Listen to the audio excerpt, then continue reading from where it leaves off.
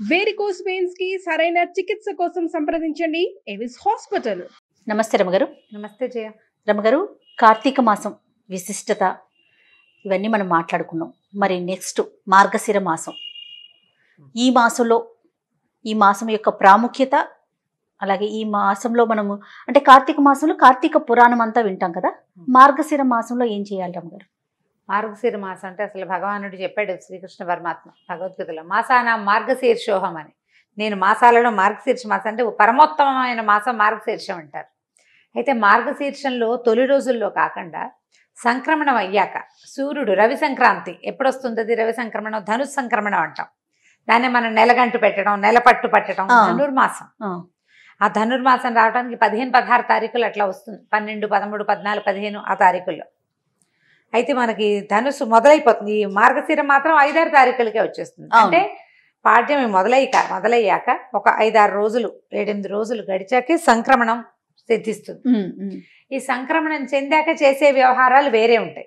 ధను సంక్రమణం అయ్యాక ఆ రోజు నుంచి చుక్కలు పెట్టి ముగ్గులు వేయటం మానేస్తారు. మొదట రథం ముగ్గు వేయడానికి వీలుగా గీట్ల ముగ్గులు వేయటం మొదలు పెడతారు. అవును.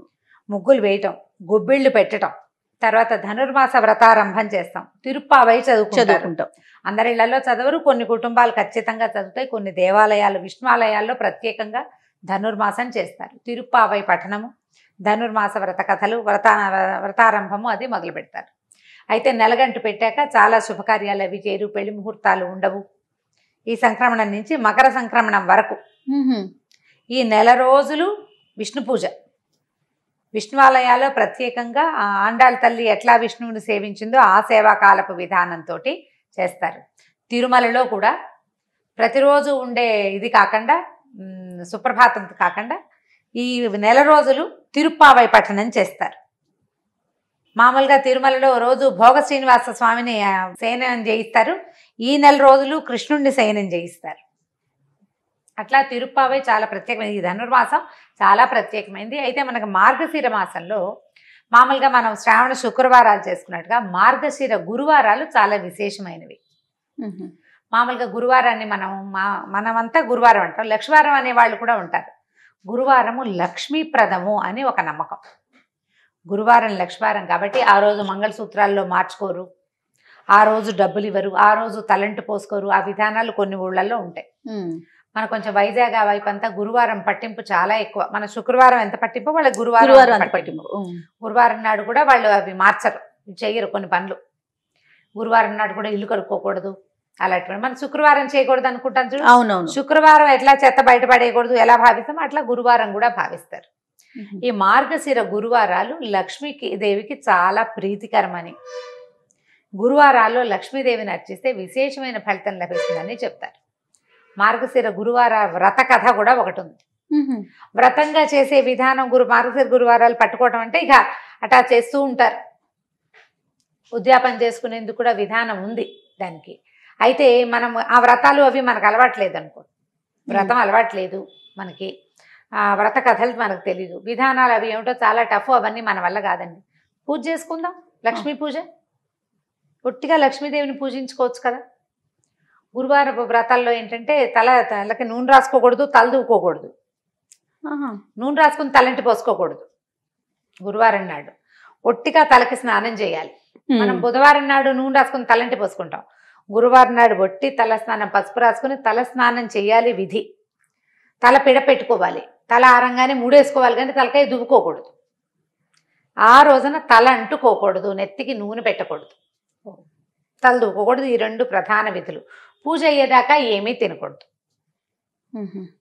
పొద్దున్నే పూజ చేసేసుకోవాలి తొందరగా.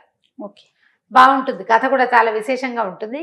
ఇలా వ్రత కథలు కొన్ని మంచి ఆసక్తికరంగా ఉంటాయి. ఈ వ్రత కథగా చెయ్యక్కర్లేదు, వ్రతంలో ఉన్న విధానంగా చెయ్యకపోయినా తప్పులేదు. మనం వ్రతం తీసుకుంటే పెట్టుకున్నామనుకో, ఆ కథ చెప్పుకుని అక్షంతలు వేసుకుని ఇన్ని సంవత్సరాల మార్గశిర గురువారాలు చేస్తాను అని చెప్పుకోగలిగి ఆ ఇళ్లల్లో పద్ధతి ఉంటే పాటించడం. ఇంట్లో పద్ధతి లేని వాళ్ళు కొత్తగా మొదలు పెట్టద్దు. వ్రతం వద్దు, పూజే చేసుకుందాం మనం. లక్ష్మీదేవికి ఏమి ఇష్టం, ఆమెను పూజించాకే భోజనం చేయాలి. ఎవరికైనా ఏదైనా దానం ఇవ్వాలి. లక్ష్మీ పూజ ముఖ్యము. ఇది చేయటం ఈ 5 వారాలు 4 వారాలు వస్తే మొదటి వారము ఒక రకం, రెండో వారం ఒక రకం, అట్లా నైవేద్యాలు కూడా విశేషంగానే ఉంటాయి. నైవేద్యము చిత్రంగానే ఉంటాయి కథ ప్రకారం. మనం అవేం పెట్టం. లక్ష్మీదేవికి పాయసం ఇష్టం. పాయసంలో ఇంత శనగపప్పు వేసి వండండి. పరమాన్నం వండుకోవటం గురువారం. పరమాన్నం వండుకుని నైవేద్యం పెట్టుకోండి. మామూలు లక్ష్మీ పూజ చేసుకుంటామా మనం ఎలా చేస్తాము? శ్రీ సూక్త విధానంతో చేసే అలవాటు కొంతమంది ఇంట్లో ఉంటుంది. శ్రీ సూక్తం రాదు మనకి. చిన్న పుస్తకాలు లక్ష్మీదేవి నిత్య పూజా విధానము అని దొరుకుతుంది మనకి. లేదా శుక్రవారం నిత్య గౌరీ పూజ, శుక్రవారం లక్ష్మీ పూజ అన్ని కలిపి 5 రూపాయల పుస్తకం జయంతి ఉంటుంది. సన్నది ఒక 18-10 పేజీలు ఉంటాయి. ఓ పుస్తకం ఈసారి కొనుక్కు తెచ్చుకోండి. చిన్న చిన్న శ్లోకాలు, టఫ్గా ఉండవు. ఒకదాని తర్వాత ఏం చెయ్యాలో చెప్తాయి. ఆ పూజా విధానం ప్రకారం పూజ చేసుకోండి. కూర్చుని ఇల్లు శుభ్రంగా చేసుకోండి. పొద్దున్నే ఇల్లు ఉడిచి తడిబట్టి పెట్టేసుకోవటం, బాకెట్లో ముగ్గేసుకోవటం, పెందరాళ్ళే చెక్కమని ఒంటి మీద నెత్తి మీద నీళ్ళు పోసుకోవటం, పూజ చేసుకోవటం. బ్రేక్ఫాస్ట్ ఎత్తేసి లంచ్ చేయండి పోనీ, లేదా బ్రంచ్ లాగా చేసుకోండి. వంట చేసుకుని అక్కడ పెట్టుకుని పూజ చేసుకుని తర్వాత భోజనం చేయండి. ఈ ఒక్క నియమం పాటించండి చాలు. తినకుండా పూజించుకోవాలి ఈ ఒక్క రోజు. ఓపిక లేదు మీకు, ఊరుకోండి, దండం పెట్టి లక్ష్మీ అష్టోత్తరం చదువుకోండి. వాళ్ళ మార్గశిర గురువారం చాలా మంచి రోజు అయితే సరిపోతుంది. సాయంకాల పూజ లేదు, ఇది పగటి పూజ పొద్దున్నే. సాయంత్రం లక్ష్మీ పూజ మనం ఎప్పుడు చేస్తాము? దీపావళి అప్పుడు చేసుకుంటాం. అవును. ఈ గురువారం లక్ష్మీ పూజ మాత్రం పొద్దున్నే చేసుకోవాలి. ఉదయకాలమే పూజ చేసుకోవటం, ఓ నమస్కారం చేసుకోవటం, పాయసం నివేదన చేసుకోవటం, కానిచ్చుకోవటం. ఇక తర్వాత ఇంకా వ్యవహారం ఏం లేదు. దీనికి ఏకభుక్తము భూషయనము లాంటి నియమాలు ఏం లేవు. పూజ మాత్రం ఇంపార్టెంట్. ఓకే. వ్రత కథ ఏమైనా చెప్తారా? చెప్తాం కదా. పూర్వం ఒక బ్రాహ్మణ కుటుంబం ఉండేది. సుశీల అని ఒక పిల్ల ఉంది వాళ్ళకి. అయితే సుశీల కాస్త 4-5 ఏళ్ళు వచ్చాక తల్లి మరణించిందట. తండ్రి ద్వితీయ వివాహం చేసుకున్నాడు. పెద్దగా అంత ఆపేక్షగా చూసేది కాదు ఆవిడ. పర్వాలా ఏదో ఒక మాదిరిగా చూసేది. ఆవిడకి వరుసగా పిల్లలు పుట్టారు. పిల్లల్ని ఎత్తుకుని ఆడించడానికి ఈ చిన్న పిల్లకి సుశీలకు అప్పచెప్పేదిట. ఎత్తుకుని ఆడించడానికి ఎత్తుకోవాలిగా, చేతిలో బెల్ల ముక్క పెట్టేదిట. బెల్ల ముక్క కాస్త నోట్లో వేసుకునేది, పిల్లలు పెట్టేది, ఏదో చేసేది. అయితే ఆవిడ మార్గశిర శుక్రవారాలు చుట్టుపక్కల నువ్వు నోచుకుంటుంటే ఈ అమ్మాయి ఏం చేసిందిట, తను కూడా మట్టితోటి చిన్న లక్ష్మీదేవి బొమ్మని చేసుకుని జిల్లేడు పువ్వులు పెట్టి పూజ చేసి, ఏదో పువ్వులు పెట్టి పూజ చేయాలి కదా, తనకి పెట్టిన బెల్లం ముక్కని నివేదన పెట్టేది, చేసుకునేది పూజ. కొంతకాలానికి పిల్లకి వివాహం అయింది. పెద్ద పిల్లకి పెళ్లి చేసేశారు. ఈ పిల్ల ఏం చేసిందట, తను పూజ చేసిన చిన్న లక్ష్మీదేవి మట్టి బొమ్మ ఉంది కదా, ఆ బొమ్మను కూడా పుచ్చుకెళ్ళిపోయింది కాపురాన్ని. సుశీల తీసుకెళ్ళిపోయాక పుట్టింట్లో ఉన్న సంపద అంతా పోయింది. వాళ్ళు చాలా దరిద్రులు, దౌర్భాగ్యులు అయిపోయారు. ఏమీ లేదు.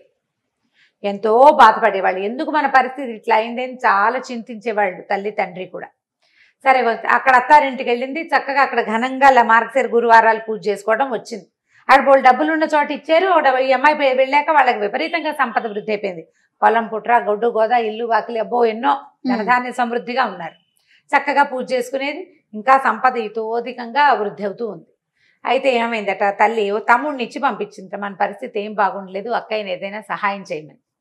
ఈవిడేం చేసింది, చూసి అయ్యో పాపం మన నాన్న పరిస్థితి బాగుండలేదని ఒక కర్రని, పొడుగ్గాటి కర్రని తొలిపించి అందులో వాసాన్ని తొలిచేసి అది నిండా బంగారు వరహాలు పోసి తమ్ముడు చేతులు పెట్టింది.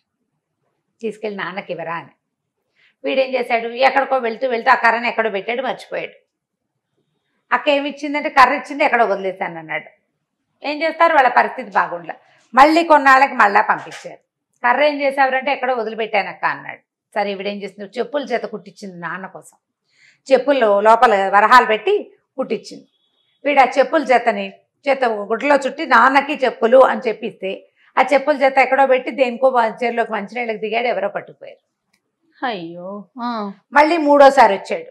తల్లి బాధపడింది, అయ్యో ఏమిటి మన దరిద్రం తీరట్లేదు, వెళ్ళేదో సహాయం చేస్తోంది, ఏదో మొదలు పెడుతోంది, అదేమిటో అవటం లేదు.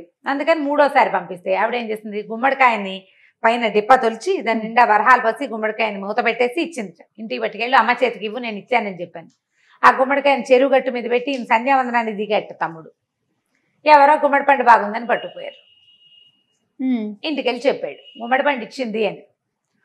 ఏదో పెట్టించి ఉంటుందని ఊహించింది తల్లి. ఏమిటో అవటం లేదు, నీకు ఇట్లా కాదురా, నువ్వు నాన్న అందరు ఉండండి, నువ్వు నాన్న ఇక్కడ ఉండండి, నేను చిన్నపిల్లల్ని తీసుకుని వెళ్తానని అక్కయ్య దగ్గరికి వెళ్ళి, కూతురు దగ్గరికి వెళ్ళి, ఏమిటి అమ్మ నువ్వు సహాయం చేసావు కానీ ఏమి అవటం లేదమ్మా, ఇటా ఉందమ్మా అటా ఉందమ్మా అంటే బాగా ఆలోచించుకుని, అమ్మ మార్గశిర మాసం వచ్చింది, గురువారం నువ్వులు నోచుకుందాం, మరి నువ్వు నా దగ్గరే ఉండు, ఏమి తినబోకమ్మా అని చెప్పింది. సరేలే, చిన్నపిల్ల అంటే నేను ఎందుకు తింటాను అంది. అన్నది పిల్లలకి చద్దనాలు పెడుతూ ఆవిడ పిల్లలకి తన పిల్లలకి కూడా ఓ ముద్ద నోట్లో వేసుకుంది. ఉప్పు సరిపోయిందో లేదో పెరుగన్నంలో నోట్లో వేసేసుకుంది. అయ్యో ముద్ద నోట్లో వేసుకున్నానంటే ఇంక నోవు పనికిరాదుగా, కూతురు ఒకతే నోవు నోచుకుంది. రెండో వారం అమ్మ ఏమి తినకమ్మా అంటే సరేలే అంది. కానీ పిల్లలకి తలగాయలకి నూనె రాస్తూ తను కూడా నెత్తికి నూనె రాసేసుకుంది. చేతిలో పోసుకుంది, నూనె ఎక్కువైందని నెత్తికి రాసుకుంది. అట్లా చేస్తారు చూడు, కొబ్బరి నూనె పోసుకుంటారు, పిల్లలు తలకు రాస్తుంటే నూనె ఎక్కువైపోయింది అనుకో తలకు పట్టిస్తారు. అసలు చాలా బ్యాడ్ ప్రాక్టీస్, అది చేయకూడదు అంటారు పెద్దవాళ్ళు. తలకి నెత్తికి నూనె రాసుకుంది, అది పనికి రాలేదు. మరి ఇంకేం చేస్తారు? సరే ఇంకో రెండో వారము పోయింది.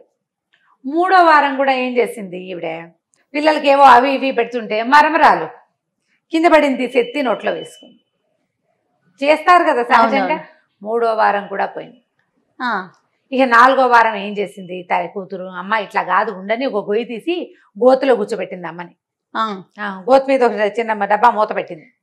నువ్వు ఇక్కడే కూర్చో, నా పని అయ్యేదాకా, పని అయిపోయాక నేను నిన్ను బయటికి తీస్తే వ్రతం చేసుకుందామని. పిల్లలు ఏం చేశారు, అరటిపళ్ళు తిని తొక్కలు పడేశారు, దాని మీద పడేసారు కదా, తొక్క ఒకటి గోతులోకి పడింది. ఈవిడేం చేసింది, అరటిపండుని అట్లా ఇట్లా చేసి, అలా అరటిపండు లోపల ఒక గుజ్జుగా ఉంటుంది కదా తెల్లగా పండుకి, ఆ తెల్లదాన్ని తీసి నోట్లో వేసుకుంది. ఇంత తోచక పోయింది. నాలుగో వారం కూడా తల్లి కూతురు అనుకుంది, ఏమిటి ఏం చేసినా వీళ్ళ ఇది కావట్లేదని ఏం చేసింది. ఐదో వారం నువ్వు నా వెనకాలే తిరిగని తల్లి చేతికి కొంగు, తన కొంగు కట్టుకుని తను ఎటు తిరిగితే అటు తల్లిని తన వెనకాలే తిప్పుకుని ఏమీ పని చేయనివ్వకుండా చేసి మొత్తానికి పూజ మాత్రం పూర్తి చేసింది. ఐదో వారం పూజ చేసింది.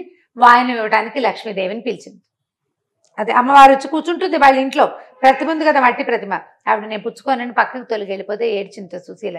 ఇంత కష్టపడ్డాను, మా అమ్మ నా పుట్టిల్లు వైభవంగా ఉండాలని, ఎందుకమ్మా నువ్వు ఎందుకు వాయనం తీసుకో అంటే, చిన్నప్పుడు నువ్వు నోచుకుంటుండగా మీ అమ్మ నేను చీపురుతో కొట్టింది సవితల్లి, అప్పుడు నాకు చాలా కోపం వచ్చింది, ఆ కోపం ఎలా తీరాలి నాకు, అందుకని నేను తీసుకోను వాయనం అనేసరికల్లా ఇవిడ లబలబలాడి బతిమలాడింది, మా అమ్మ నా తల్లిని క్షమించు, ఆవిడకి బుద్ధి వచ్చింది, ఇప్పుడు చూడు ఎంత బాగా ఉంటుందో నాతోటి, వాళ్ళ తెలీదు, మాత్సర్యం ఉంటుంది మనుషుల్లో, తెలియక చేసిన పని కదా, ఈ మత్సరం రేపు నాటికి నన్ను ఇబ్బంది పెడుతుంది అనే ఇంగితం లేక ప్రవర్తించింది, మా అమ్మని క్షమించు, నువ్వు నాకు సహాయం చేయి, నా పుట్టిల్లు కూడా బాగుపడేలాగా చేయవా అని బతిమలాడితే, సరే మళ్ళీ నోవు నోయించమని.